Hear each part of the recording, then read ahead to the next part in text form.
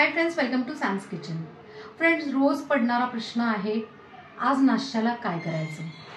म्हणूनच आज आपण याला एक स्पेशल ब्रेकफास्टची रेसिपी करत आहोत।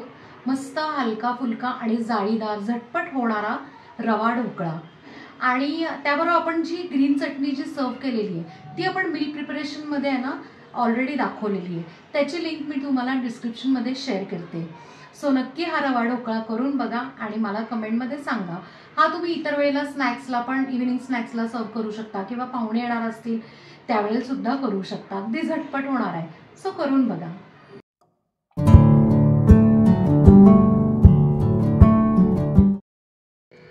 रवा ढोकळा करण्यासाठी आपण एक बाउल घेतलेलं आहे। आता हे जे डिनर सेट मधलं जे बाउल आहे तेवढं भरून मी बारीक रवा घेतलेला आहे। त्याच बाउलनी एक बाउल आपण दही घेणार आहोत। त्याच बाउलनी एक बाउल आपण पाणी घेणार आहोत। आता हे मिश्रण ना आपण छानपैकी असं मस्त एकजीव करून घेऊया।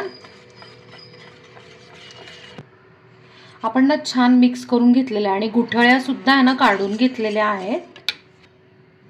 त्यात 1.5 चमचा साखर घालून घ्यायची, चवीप्रमाणे मीठ, 2 चमचे तेल, 1 ते 1.5 चमचा मिरची आणि आल्याची पेस्ट। आणि आता हे सगळं ना परत मिक्स करून घ्यायचं।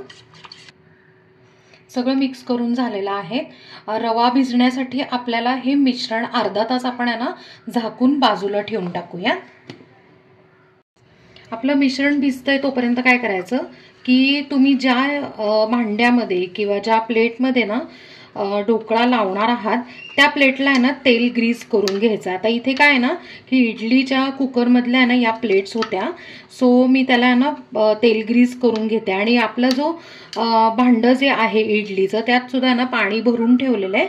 म्हणजे काय होतं की ऐन वेळेला आहे ना आपल्याला गडबड होत नाही। कारण होतं काय माहितीये का, आपण इनो वगैरे टाकला ना त्यानंतर सगळी तयारी केली तर त्याचा प्रोसेस जी आहे इनोचे जी फर्मेंटेशन किंवा अगदी इन्स्टंट फर्मेंटेशन होतं ना त्याचं सगळं हे निघून जातं। अर्धा तास आपण आहे ना मिश्रण छानपैकी मुरू दिलेलं आहे। रवा पण मस्त भिजलेला आहे। आता आपण काय करायचं आहे की ह्याच्यात एक पूर्ण इनोचं जे पॅकेट आहे ते आपण घालून घेऊया आणि थोडंसं अगदी अर्धा ते 1 चमचा पाणी त्याच्यावर घालायचं। म्हणजे काय होतं की ना इनो ॲक्टिवेट होतं। आता हे मिक्स करून झालेलं आहे। आता आपण जी प्लेट ग्रीस केली होती त्यात हे ओतून घेऊया। आता याच्यावरनं थोडीशी आपण जिरेपूड आहे ना स्प्रिंकल करून घेणार आहोत, थोडी लाल मिरची पावडर। आपण इडलीच्या कुकरमध्ये आहे ना पाणी उकळून घेतलंय। आता ताबडतोब आहे ना ही प्लेट त्याच्यात ठेवून टाकायची। पाणी उकळले, आपण आहे ना पटकीने प्लेट ठेवून घेऊया। प्लेट ठेवून झाल्यावर ना झाकण ठेवायचं आणि मीडियम फ्लेमवर एक 15 ते 20 मिनिटं आहे ना उकळून घेऊया। आता 20 मिनिटं झालेली आहेत, आपण झाकण काढून चेक करून घेऊया। आपण सुरीने किंवा टूथपिकने चेक करूया। येस, आपला मस्त आहे ना ढोकळा छानपैकी आहे ना उकडून झालेला आहे। आता आपण प्लेट काढून आहे ना गार करून घेऊया। ढोकळ्यासाठी आपण फोडणी करणार आहोत, त्यासाठी आहे ना मी एक छोटी कढई ठेवली, एक छोटा डाव तेल घालून घेतलंय, अर्धा चमचा मोहरी त्यात घालूया, अर्धा चमचा जिरे, मिरच्यांचे तुकडे, कढीपत्ता। आता गॅस बंद करून त्यात ना पाव चमचा हिंग, 1 चमचा तीळ, अगदी चिमूटभर मीठ, थोडंसं पाणी, ही फोडणी गार करून घेऊया। ढोकळा छान गार झालेला आहे। आता आपण काय करूयात की ना तो कट करून घेऊया।